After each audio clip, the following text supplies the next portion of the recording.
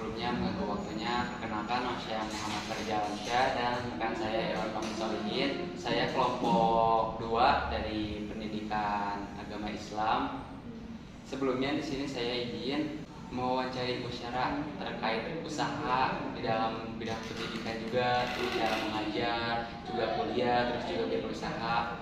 Sebelumnya mohon maaf, ada satu anggota kami yang tidak hadir berkenan, Akbar Apito Rahim, beliau izin. Untuk lebih jelasnya mungkin boleh kita wawancari, gak apa-apa? Iya, enggak. Siap.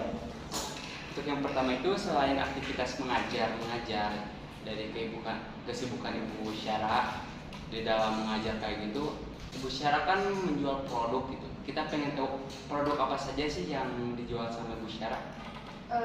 Mungkin sebelumnya izin berbicara. Jadi produk yang ada di toko itu, yang pertama ada keberangkatan untuk haji dan umroh. Nah, jadi di sini kami bekerja sama dengan suatu travel, yaitu namanya Hiblatur. Di sini tidak hanya memfasilitasi untuk keberangkatan haji dan umroh, tetapi juga di sini menyediakan berbagai macam produk seperti oleh-oleh, terus busana-busana. Oh, iya. Kita pengen tahu sudah berapa lama sih Ibu Syara mendalami produk ini? Kalau usahanya belum terlalu lama, tapi mungkin karena jarang ya produk ini dipasarkan, jadi omsetnya lebih banyak. Jadi pengeluarannya setiap bulan itu banyak. Ya sekarang kenapa Ibu Syara memilih produk tersebut gitu? Karena itu tadi yang saya bicarakan bahwa jarang ada yang namanya oleh-oleh atau bahkan mungkin perlengkapan busana haji dan umroh ataupun gamis-gamis yang lainnya. Jadi pengen mencari yang berbeda dari yang lain gitu iya. ya? Oh iya. Kita pengen tahu apakah ada gangguan ketika Ibu Syara mendalami bidang usaha produk ini dengan kuliah kayak gitu, di bidang pendidikan kayak mengajar kayak gitu, apakah ada gangguan? Gangguan mungkin lebih ke mengatur jadwal. Jadi harus balance antara kuliah sama sekarang gitu, sama usaha yang lagi dirintis.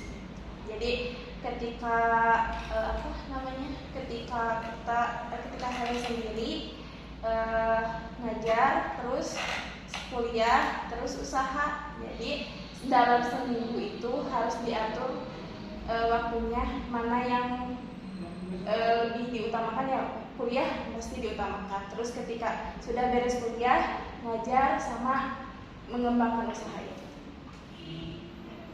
Jadi gitu ya cara mengatur waktunya gitu. Iya, jadi mengambilnya waktu-waktu libur. Sama kan alhamdulillahnya ada 2 karyawan, jadi tidak terlalu fokus sama aku sendiri gitu, usaha sendiri.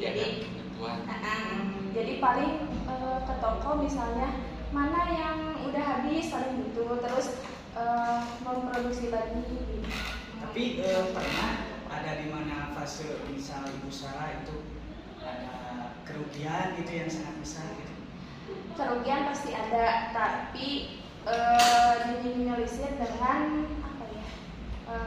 komunikasi yang emang intens gitu. Jadi ketika ada konsumen yang membeli, pasti dipastikan terlebih dahulu apakah misalnya jumlah paket yang banyak, dikomunikasikan dulu bahwa misalnya ini serius atau enggak, kan kadang ada yang emang serius. Jadi dikomunikasikan lagi karena dipastikan. Ya sekarang apa harapan terbesar buat Ibu Syara buat kedepannya gitu?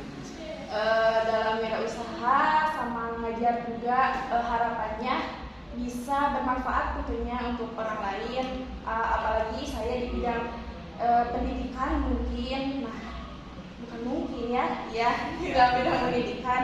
Jadi ingin memberikan sedikit apresiasi kepada diri saya sendiri juga sebagai mahasiswa terus pelajar dalam wirausaha ini, ingin membantu perekonomiannya.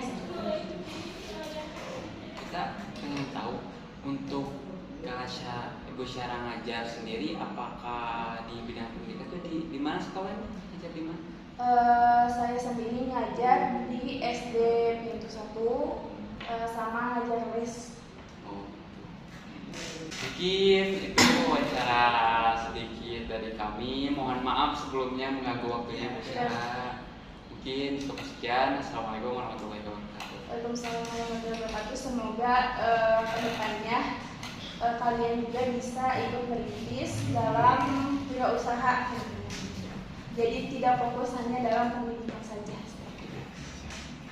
Terima kasih waktunya. Sukses selalu. Ya, Sehat selalu. amin.